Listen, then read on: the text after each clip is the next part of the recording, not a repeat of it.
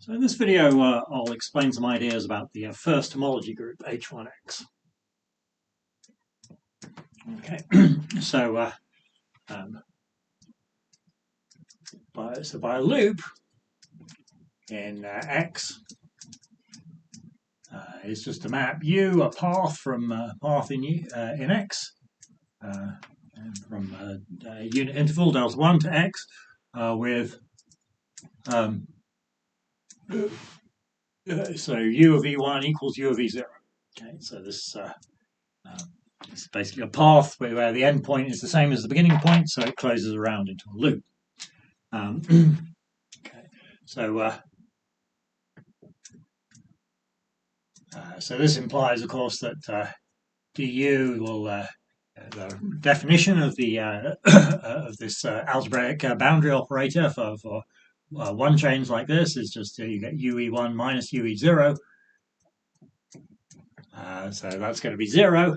And so, of course, that means that U is in Z1X, and one cycle, and that means that we have a corresponding homology class square bracket U. So notation for the coset U plus B1X. That's an element in the first homology group. Okay, so every loop gives us a homology class, and we will prove in a minute that every homology class arises in this way from some loop. So let's just recall some other facts. So from the last video,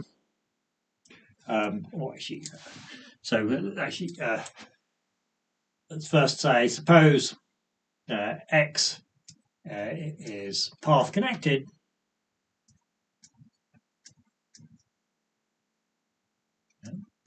And we choose a base point.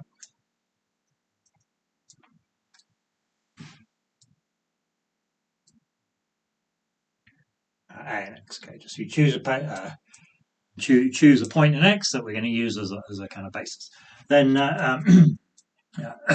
then we can consider then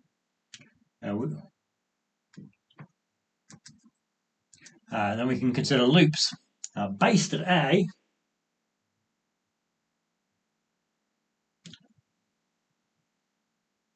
So that's where the starting point and the end point are both equal to A.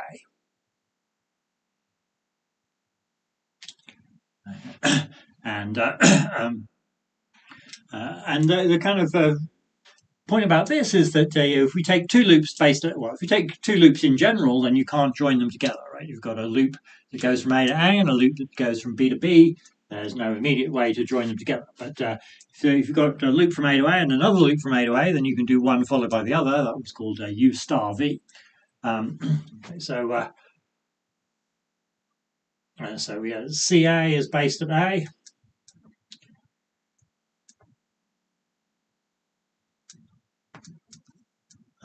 Okay, so that's the first thing. Yeah, so remember CA just means the constant map that sends T to A for all T. And so that certainly counts as a loop based at A, not a very interesting one, but it is. That's the first thing. And then next, if U is actually, let's just go down to here. Yeah, and then if we recall the last video, this CA. In the last video, we proved this lies in the subgroup B1X.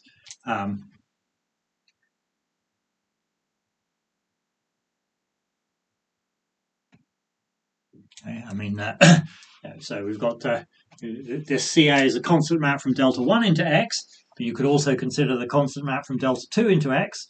And then you look at the algebraic boundary of that constant map on delta 2, then what you just get is the CA back. So the CA lies in the subgroup B1X, which means that the corresponding homology class is true. Okay, so now if we've got UA as a loop based at A, then so is U bar. U bar is U bar is just U going in the opposite direction, and so that runs from U back A back to itself. And again, by results that we proved in the previous video, we've got the u bar plus b1x is minus u plus b1x. Or in other words, square bracket u bar is minus square bracket u. And finally, if uv are both loops based at x, a loop at a,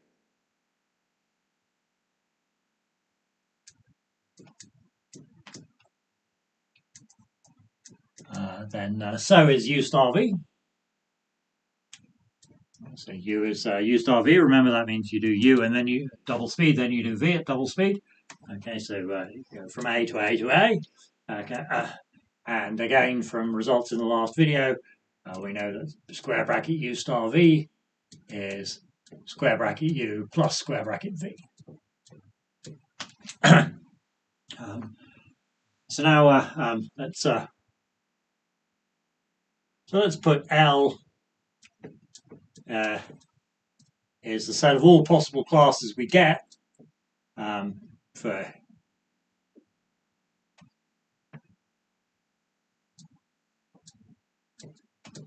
and so what do the last three things tell us? Well, it tells us CA is a loop based A with homology class 0. And then this thing tells us if we've got an element that's L, then minus it is also in L. This tells us we've got two things element in L, two things that are elements of L, and we add them together, and that's also in L. So what we're seeing from the last 3 points that we mentioned is that this is a subgroup of H1x. What we actually want to prove is that this is in fact the whole group. Okay, so here's one additional observation about these loop classes. Okay, so U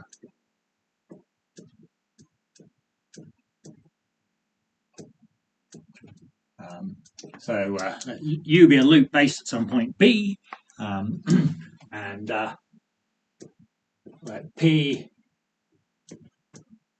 be a path from A to B.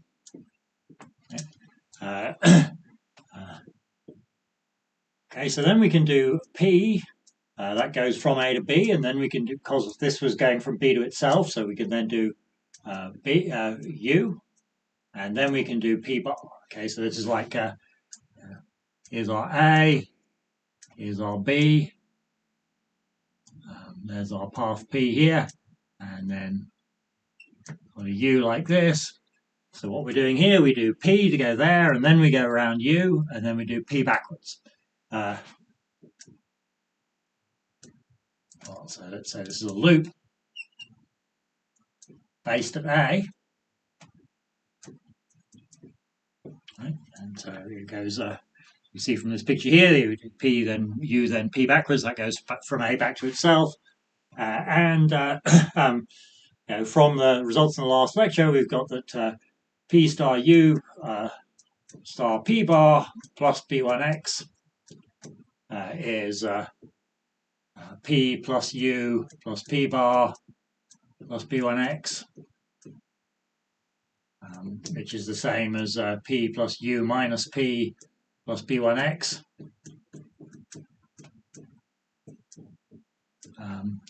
Which is the same, and then the P's cancel, right? So the first one of the two results from previous video says that the star is basically the same as plus mod B1x, and then another one says that reversal is the same as minus mod B1x. So now then this P and the P bar, P and the minus P cancel out, and you just get that again. So what we see is that square bracket U is the same as square bracket P plus U star P bar. Okay, and therefore square bracket U lies in the subgroup L. Okay, remember L we defined in the last screen to be the homology classes that you can get from a loop based at A. So this is a loop based at A, and so the corresponding homology class lies in L. but this homology class is the same as this one. So square bracket U lies in L. In other words, if you by definition, L just corresponds to loop space at A, but in fact you've got loop based at B, but it still gives you an element of L.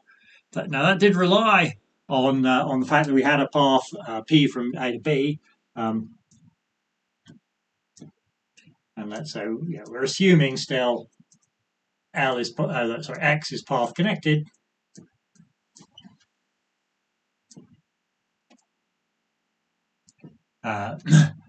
Therefore, we can always choose P.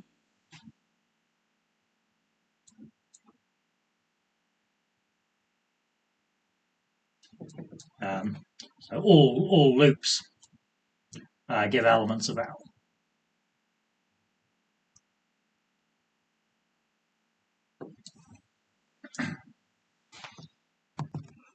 Okay, so let's state that again. So X path connected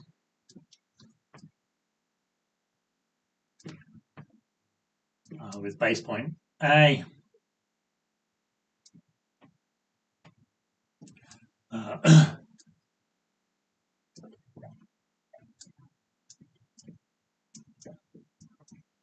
Claim is that L equals H1X, i.e. every homology class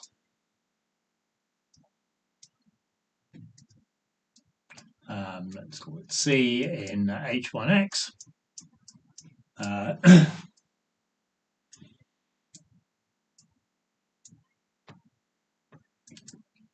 can be represented as C of square bracket U for some loop U.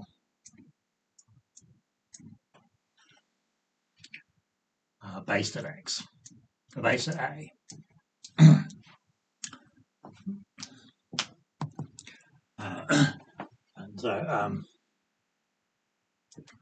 And so, certainly,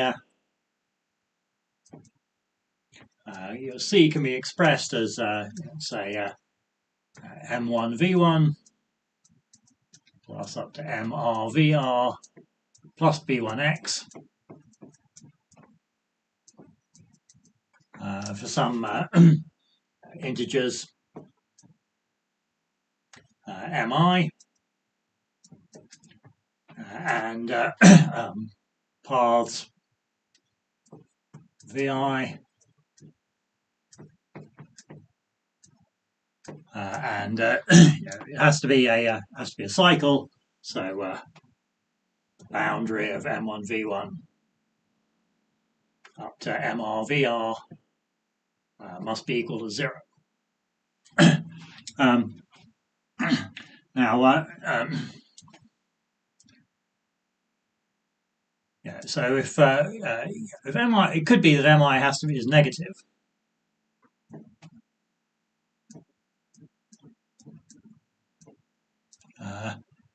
Then then we know that sort of VI bar plus B1X, the reverse path, that's the same as minus VI plus B1X. And therefore, MI VI plus B1X is M prime I VI bar plus B1X.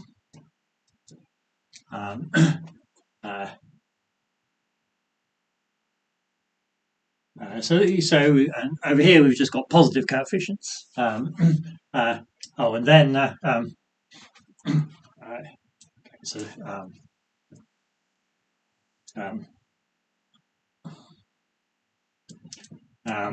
so if MI is bigger than 0, then I can just kind of replace MI VI by MI repetitions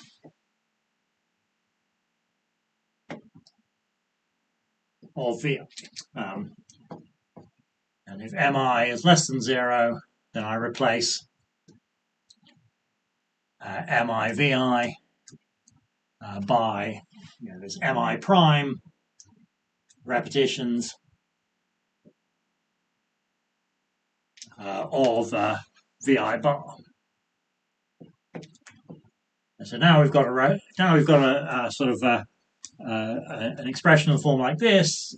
So C is just like W1 plus up to WL plus B1x. Okay. So we did this little maneuver here to make sure that all our coefficients were greater than or equal to 0, and then if you've got a term with a coefficient, then you just sort of repeat it a bunch of times.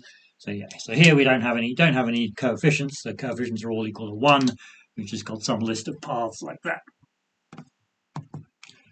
Yeah, so C is W1 up to WL plus B1x. Yeah, also this has got to be here we're assuming that C is a homology class, which means it's a coset of a cycle. So that means that D of W1 boundary of this term here has to be equal to 0.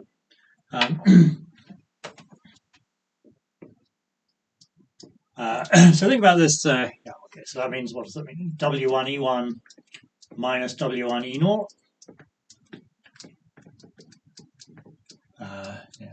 WL of E1 minus WL E 0 is 0.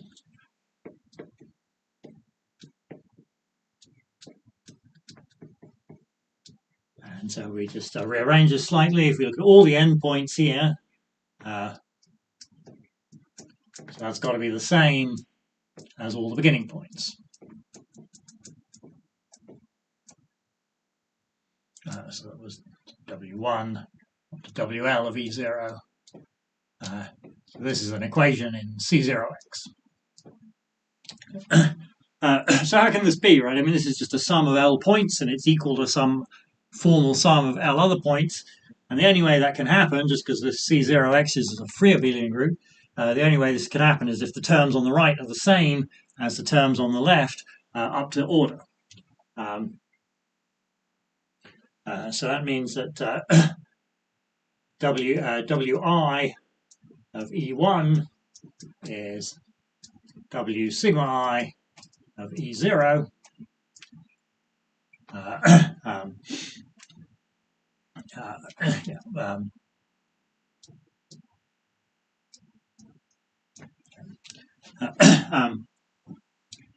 Okay, so now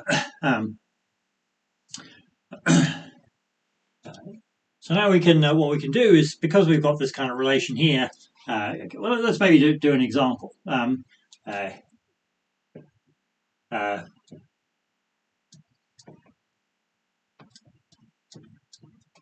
L could be 5, say, and then the here I should write this down for some permutation.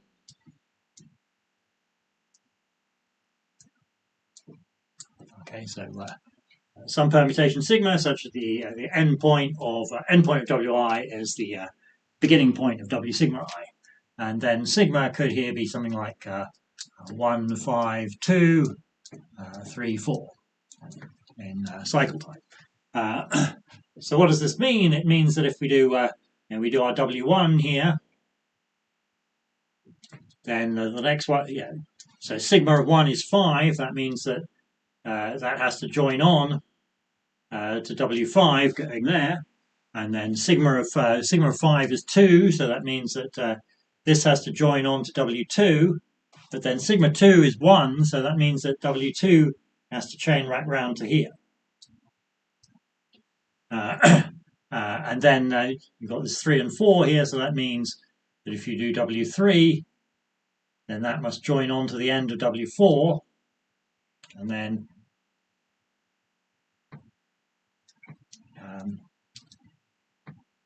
sigma of 4 is 3, so that has to join back onto. So in this example,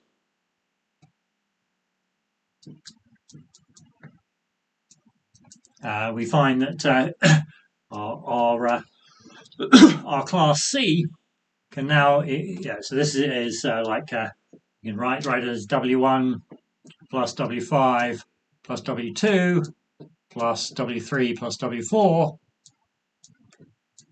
plus B1x. and that's the sum of these two loops.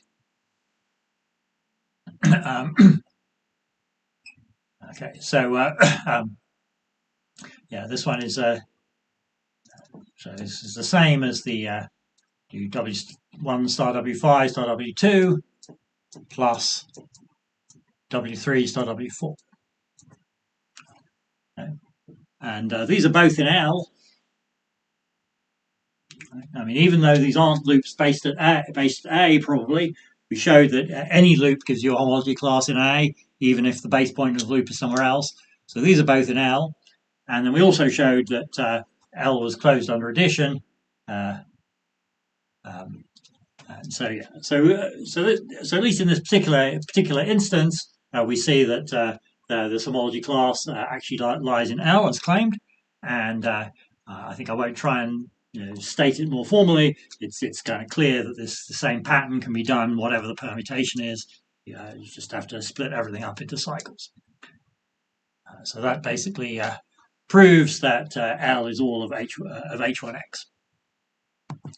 Okay, so now we know that every homology class comes from a loop. Another question that we might want to ask is, when do two different loops give the same homology class? So let's just recall. I mean, from the last video, if U and V are homotopic by a loop homotopy,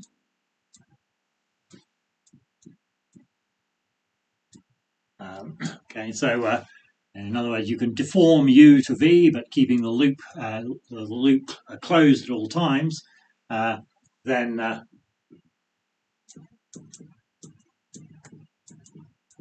square bracket U is the same as square bracket V. And let's just do kind of one similar sort of thing. So that, again, U be a loop based at A.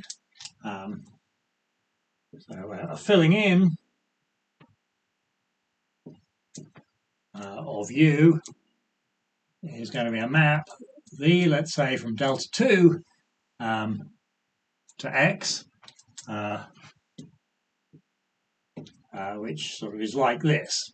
Okay, so you've got E0, your E1, your E2, and I want to say that you just get A along this edge and this edge, and U along here.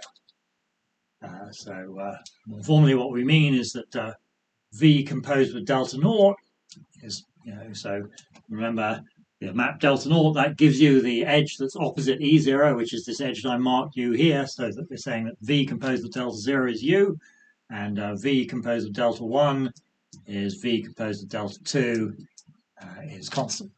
The constant path of value A. Okay, so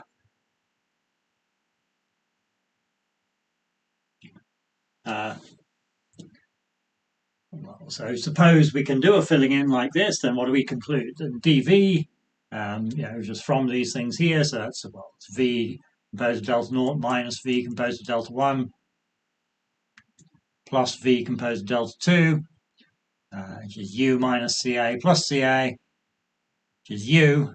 And from that, we conclude that U is in B1x. And so the homology class square bracket U is 0. Okay, and so that's all we're going to say for the minute about homology classes of loops.